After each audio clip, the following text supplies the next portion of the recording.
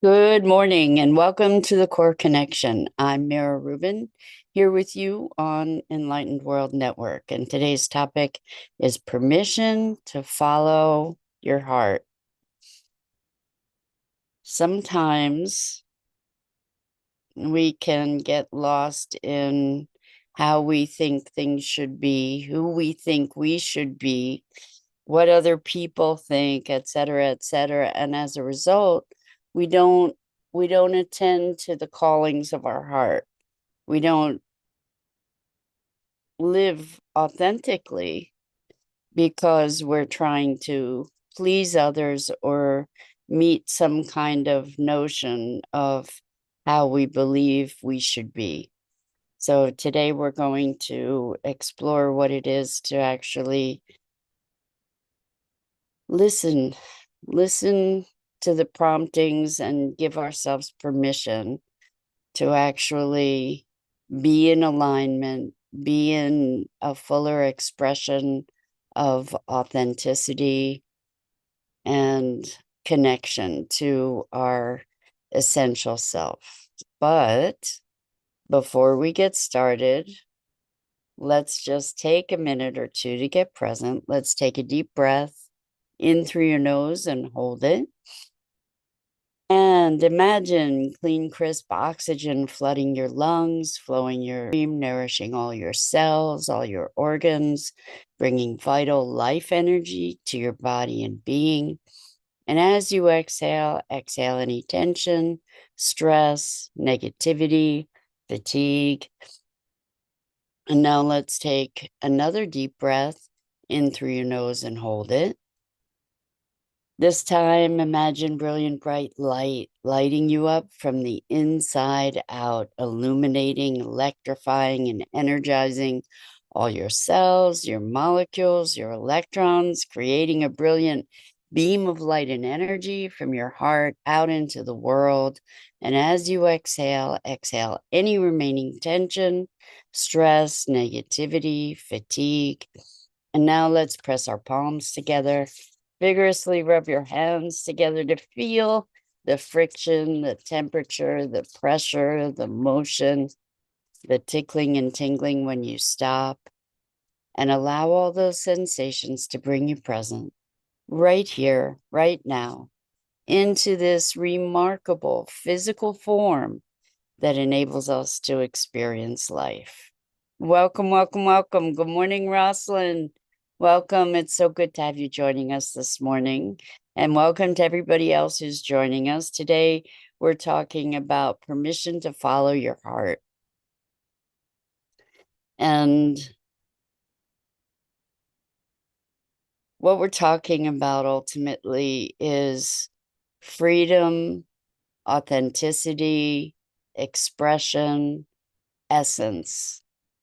Each of us has an essential and unique expression, an essential essence, core, note, tone, harmony, presence. And we are trained from an early age, I think, to shackle it, to harness it, to control, to confine, to put on the brakes in so many ways, right? So that we can be more socially acceptable, so that we become socialized. We learn how to behave. We learn what's okay, what's not okay. And those often spoken but often unspoken rules become deeply internalized, and we learn all kinds of restraints. And we can then become self-policing, where we're not going to do this, that, or the other thing, because what would people think? Even if it's like an authentic expression of who we are, and is coherent and in alignment for us, and we stifle ourselves because often we're outrightly told, be quiet, or don't laugh so loud, or what are you so happy about, or any number of other kinds of feedbacks that we get from our environment to learn what's appropriate and what isn't. And then we allow ourselves to be confined by fear of shaming or guilt or judgment, judgment from others, judgment from ourselves, because we've internalized so many of these conventions, shall we say. Now, don't get me wrong, there's a lot to be said for certain socialized conventions. You know, it makes life feel more safe in lots of ways, right? We don't want, just because we're upset or angry, we don't want to be tearing down the house or attacking people, or, you know, there are absolute benefits to certain elements of our socialization, and we can tend to take that normalization, in big air quotes here, to extremes where we don't allow ourselves to really follow the promptings of our deepest heart and soul. And so this comes from a conversation that I had with a person who is deeply spiritual. Oh, Rosalind says, getting told you look tired. This often happened to me when I didn't wear makeup. Oh boy. Right. So to avoid the you look tired, you started wearing makeup, right? How do you, it's crazy, right? You look tired. People are maybe well-meaning in those kinds of responses or communications, but it's imposing a view, right? I totally get you, Rosalind. When I first started losing my hair, I decided, okay, I'm going to go the direction the horse is going. I shaved the rest of my head and I went to the gym. I guess I was wearing some kind of something on my head, like a do-rag kind of thing.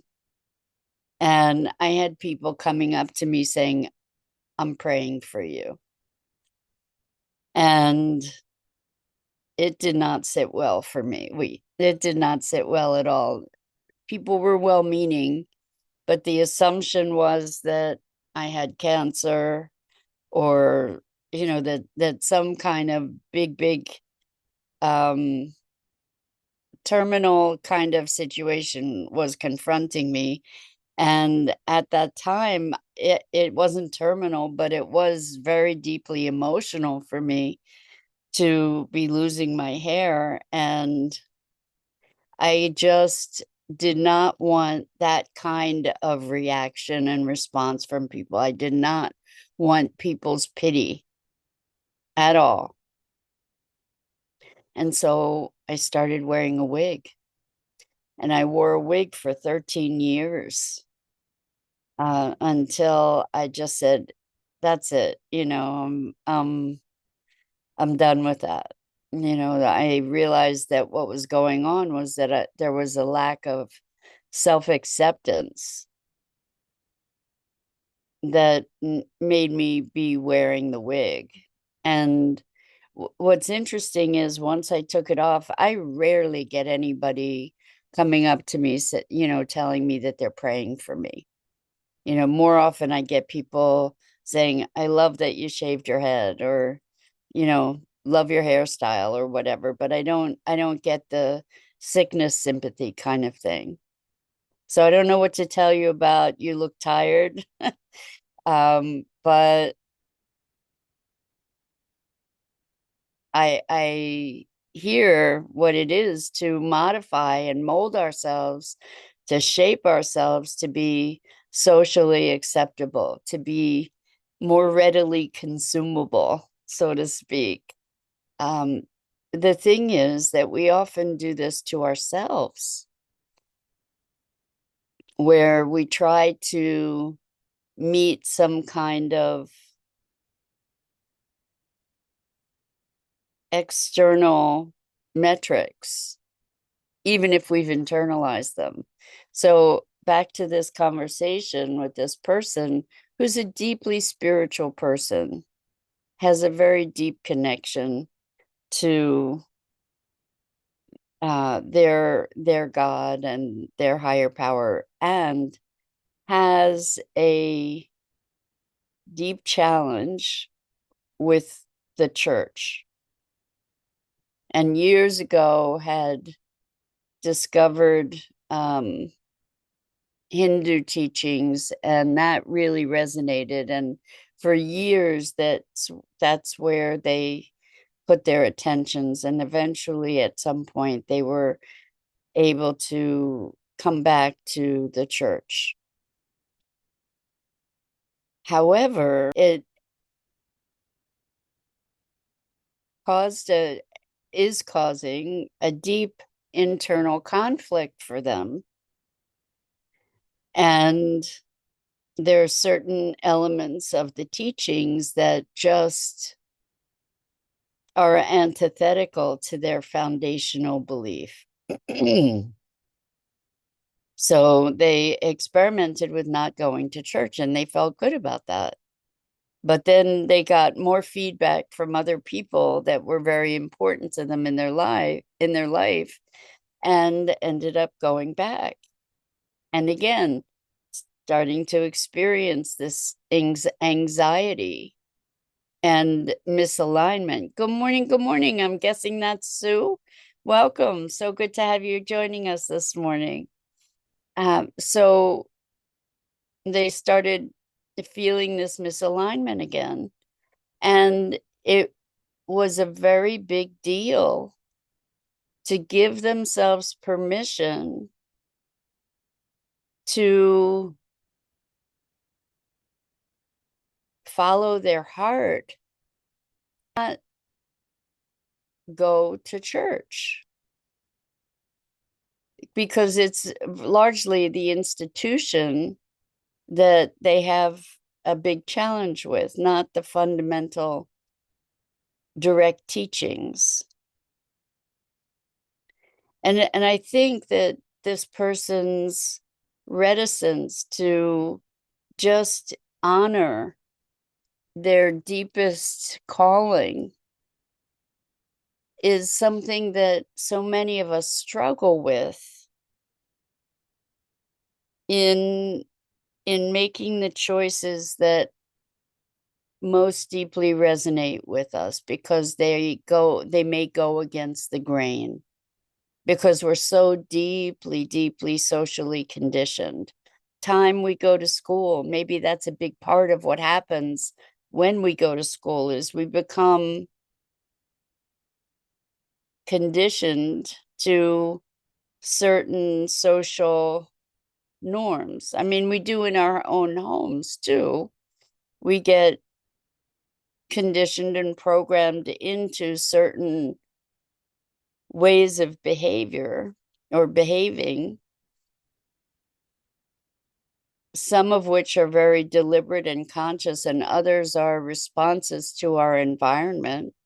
If we're going to get teased a lot, oftentimes we will change whatever it is we're getting teased about so that we don't experience that discomfort.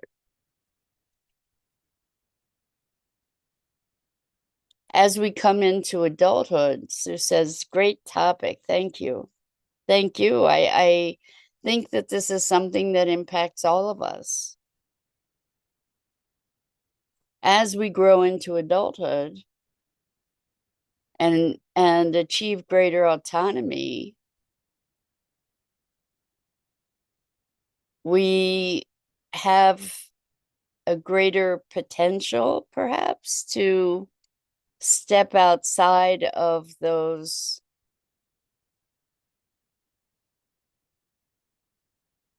conditioned ways of being.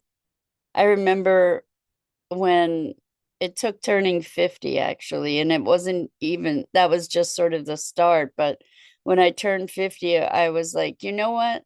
I've been here for half a century. I think I can give myself permission to be the way I want to be, to look the way I want to look, to dress the way I want to dress. And if people like it, great. And if people don't like it, no worries.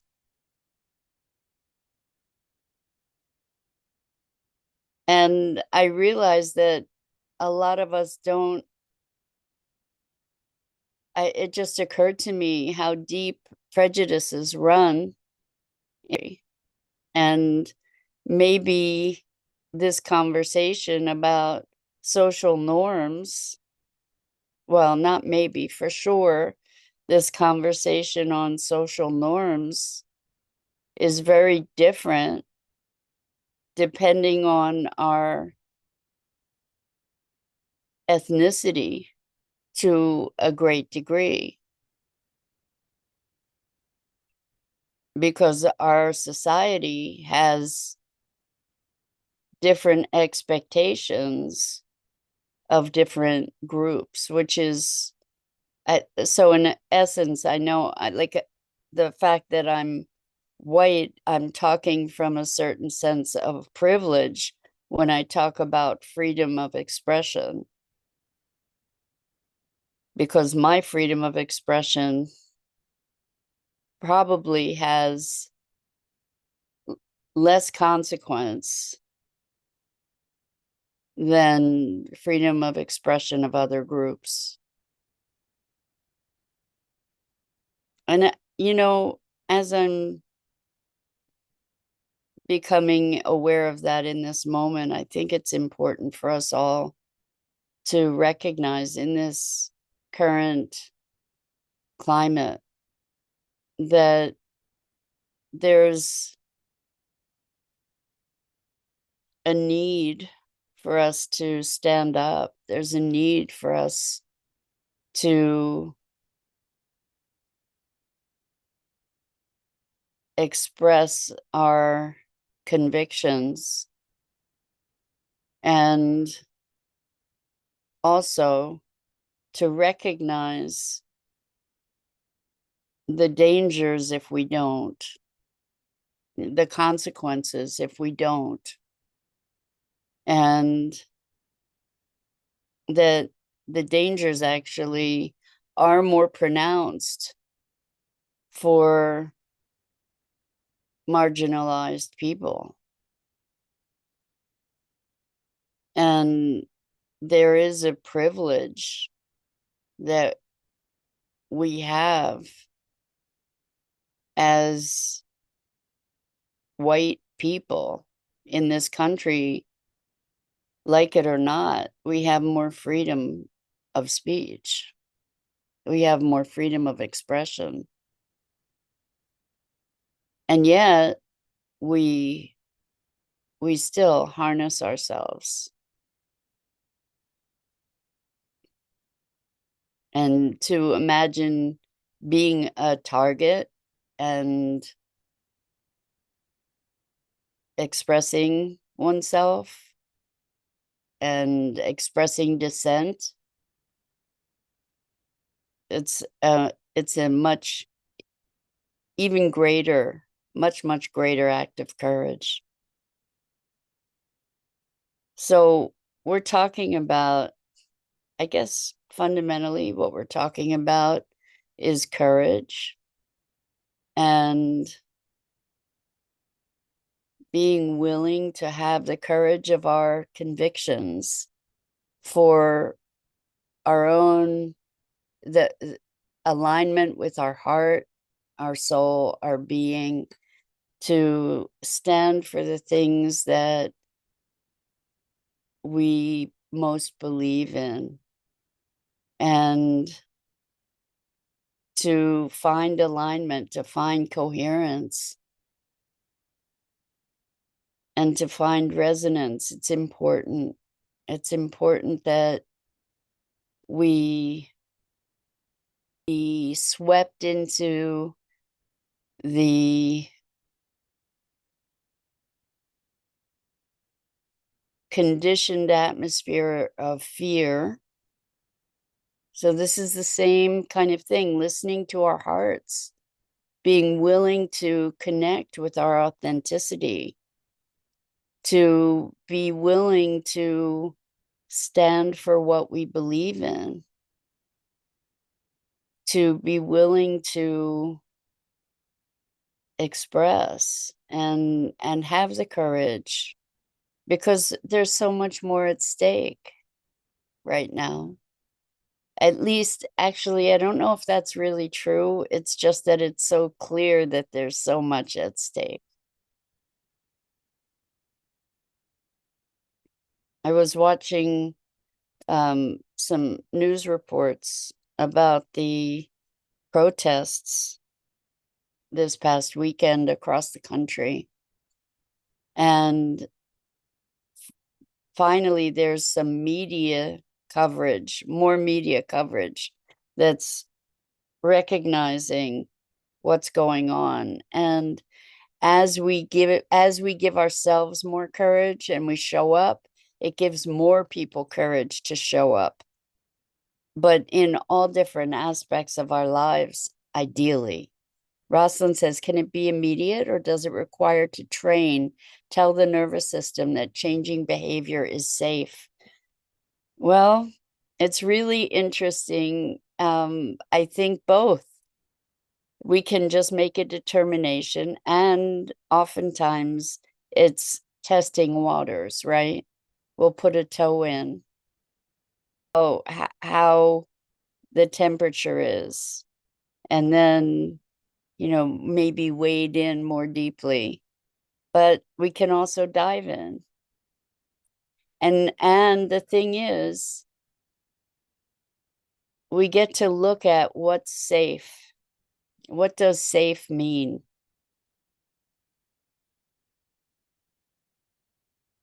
Because I think for so many of us, what safe means is being invisible. And, they say there's safety in numbers because you can't be as readily targeted. But as we become more coherent and more aligned, we can make choices knowing of the possible consequences. The thing is that we've shackled ourselves just in response to consequence, and then can find ourselves stifled and suffocating. And that's a consequence too.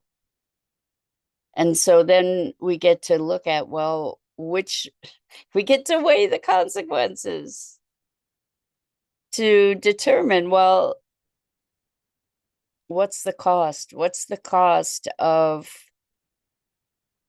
remaining quiet? What's the cost of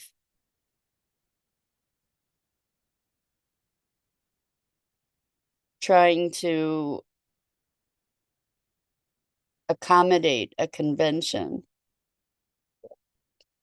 Oftentimes those costs end up being physical, right? Because we're stifling something, we're pressing down, we're compressing, we're contracting our own expression, our own vital life force, rather than allowing it to flow. And who cares if people think you're an idiot? Everybody's an idiot. You know, we're all idiots in our way, and we're all genius and brilliant in our way, and we're all bright and in our way, you know. So I guess the idea is to get out of our way and to be more fully aligned with our authenticity, because that gives other people permission too to be more authentic as well, right? So what if people think something about you?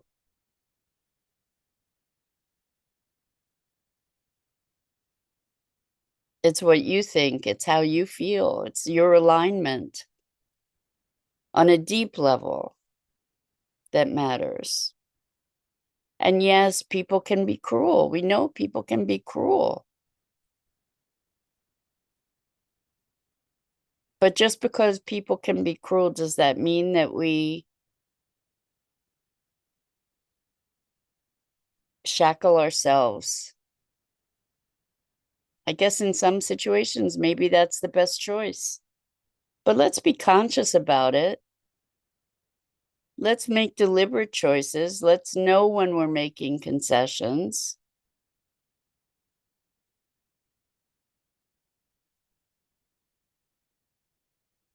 You know, if safety means no consequence, we might as well just disappear.